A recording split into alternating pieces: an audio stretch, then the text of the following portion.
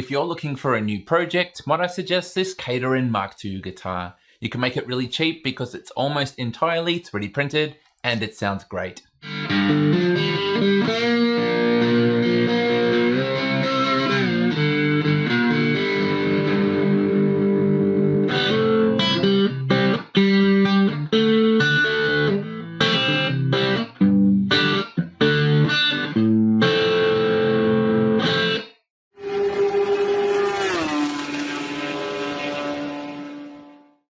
I love these type of projects where you buy some hardware and then you make and assemble the rest yourself. You end up with a working product, but you get the enjoyment of a project as well. This Cateran Mk2 3D printed guitar is an excellent example, so let me get you acquainted.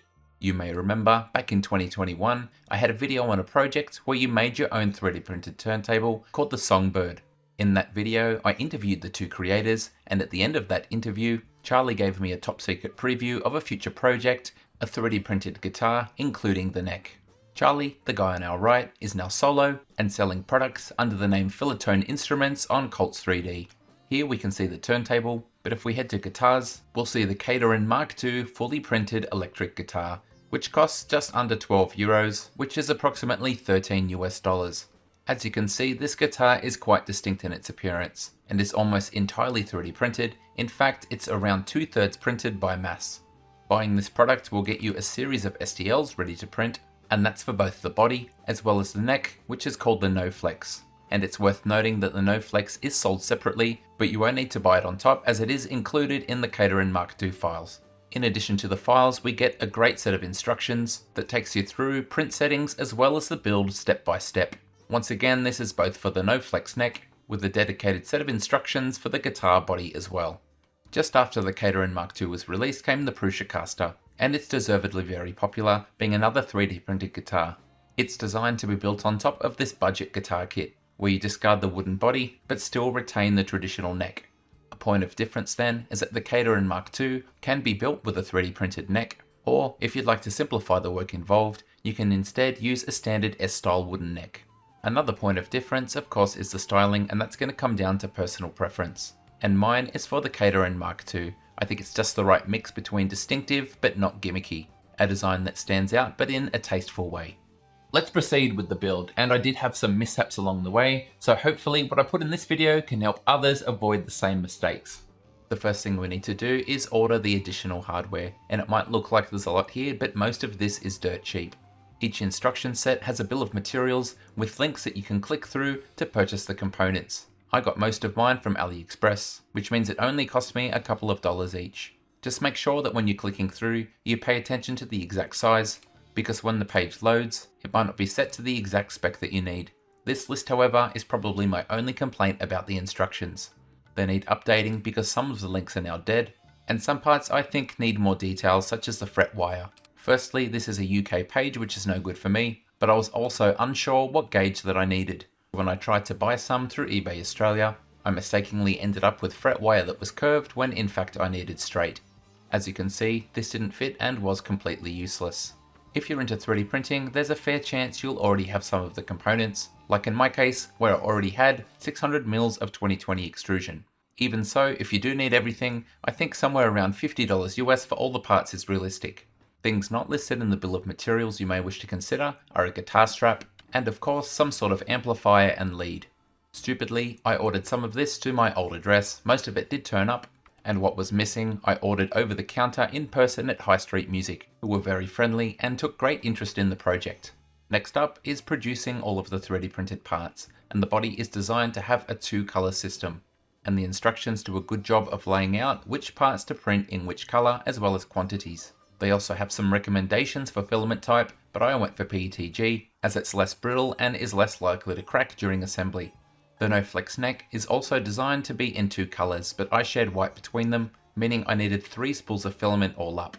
My body combination is blue and white, but my original plan was for black and white, using this carbon-filled PETG filament for a nice matte finish.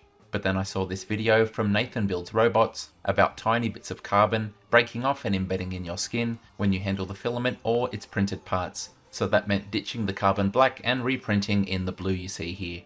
One other thing to note is that I've printed pretty much all of these parts on the Magneto X, which I'm currently reviewing. and the printer has needed more calibration than I expected. Some parts are discolored from filament burning on the nozzle and then dropping onto the print, and for some reason, these 3 guitar body parts have really obvious Z banding, which doesn't show up on any of the other parts, or even a Z wobble testing tower. It's a bit of a mystery at this stage.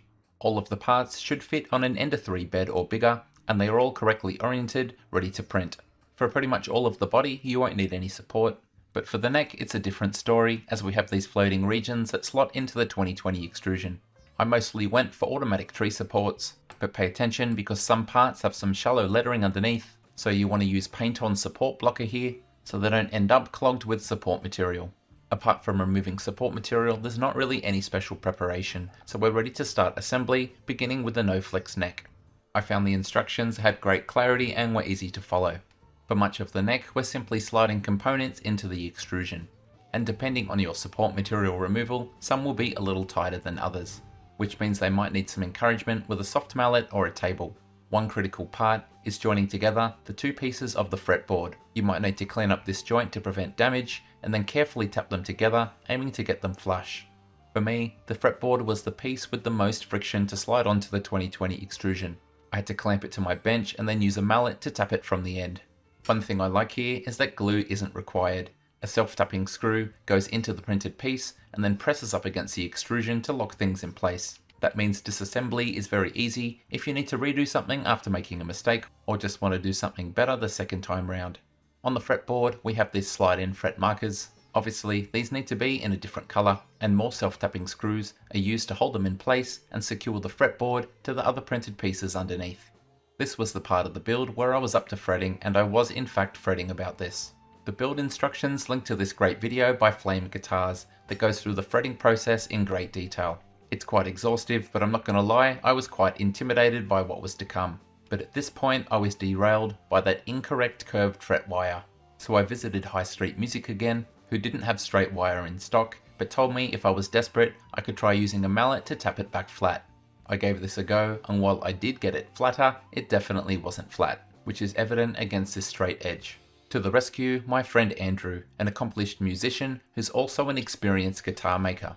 Not only did he have copious amounts of straight fret wire on hand to donate, but he also lent me some specialist tools to help with the job.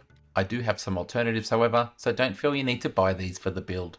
Basically, we cut a length of fret wire and then it gets pressed into the slot. Optionally, you can use this fret press to push down vertically and ensure it stays in place. These basically work like a set of vice grips.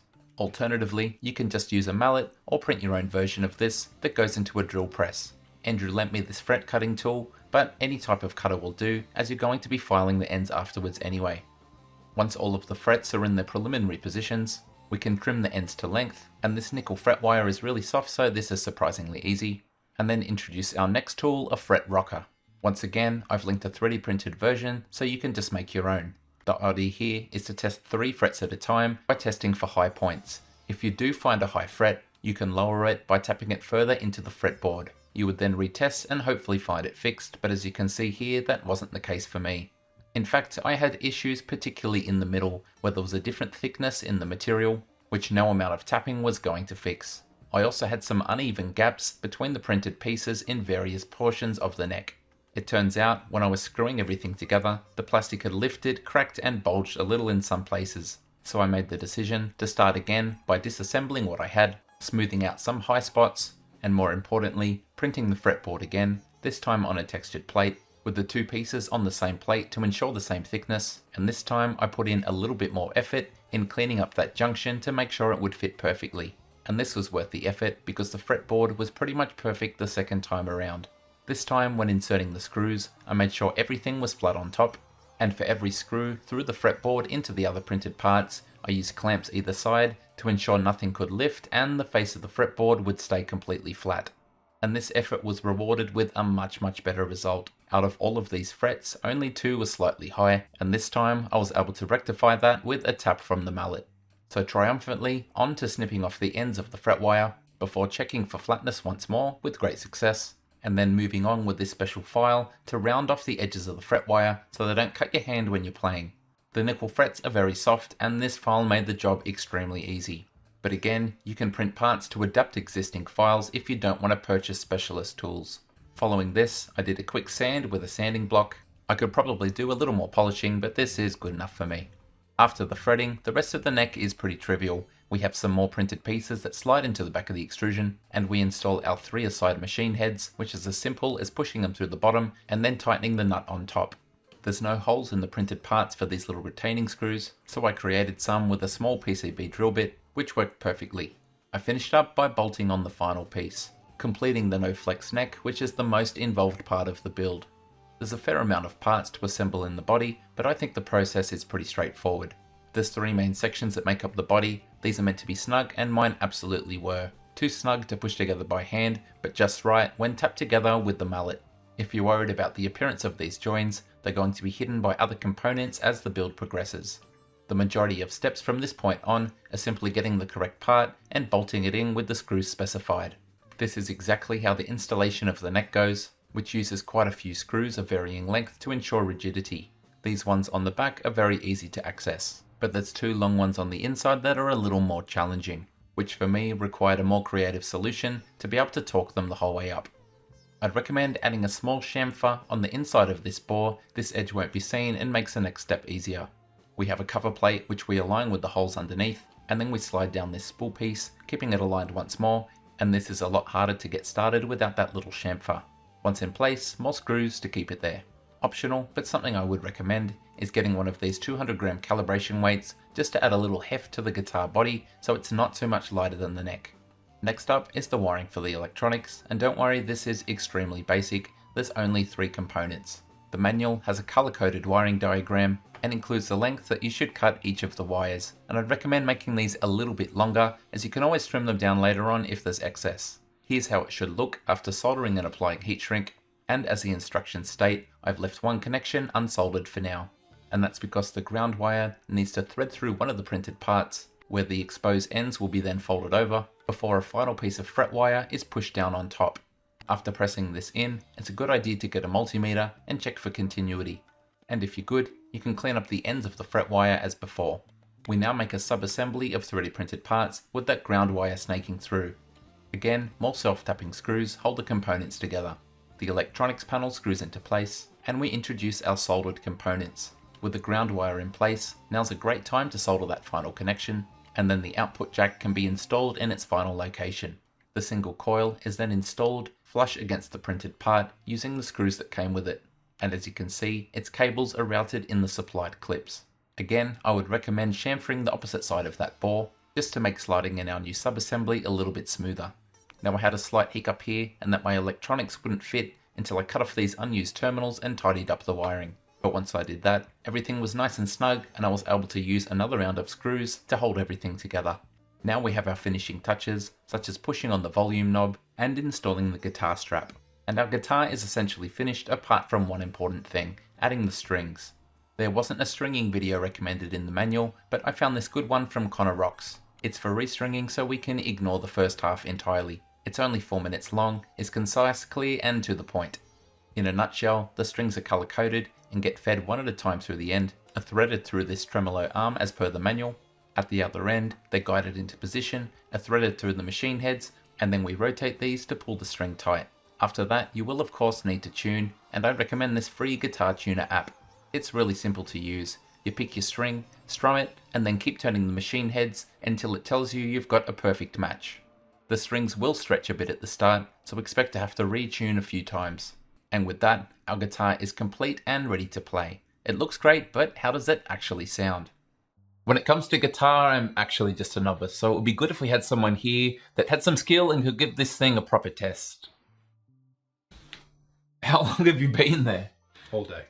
Andrew was kind enough to join me in the studio, give the guitar a good workout, and then provide some honest feedback. So let's hear him in action.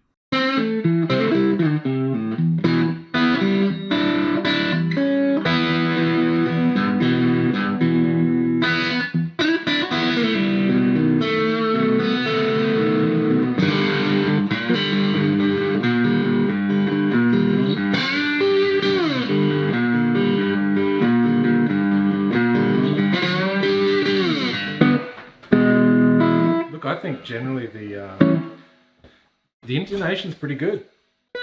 Yeah, Yeah, the top two maybe playing just a little bit flat, so the bridge needs to come that way a little bit. The bottom four were pretty much spot on. You can get a bit of the, but I kind of like that. I think that's cool. Is it fair to say it's rigid enough that it won't do that unless you want it to? Yeah, you definitely have to be doing the deliberate. Like, I'm kind of putting my arm there and deliberately wagging it. Well, which guitar players would do on a normal guitar. That's good, man. It's really good. Does that surprise you for 3D printed? Totally, yeah.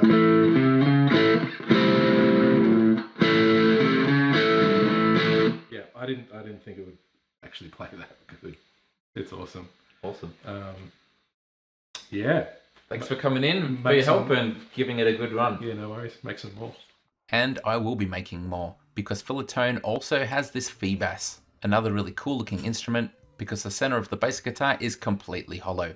That's it, and I'm really pleased with this thing. We have a few guitars in the house, but this one is quite distinctive in its appearance, and it's really satisfying to use knowing that I put it together myself. A huge thank you to Andrew for all of his help and for coming into the studio to give this thing a proper go. Thank you so much for watching, and until next time, happy 3D printed guitar playing. G'day, it's Michael again. If you like the video, then please click like. If you want to see more content like this in future, click subscribe and make sure you click on the bell to receive every notification. If you really want to support the channel and see exclusive content, become a patron. Visit my Patreon page. See you next time.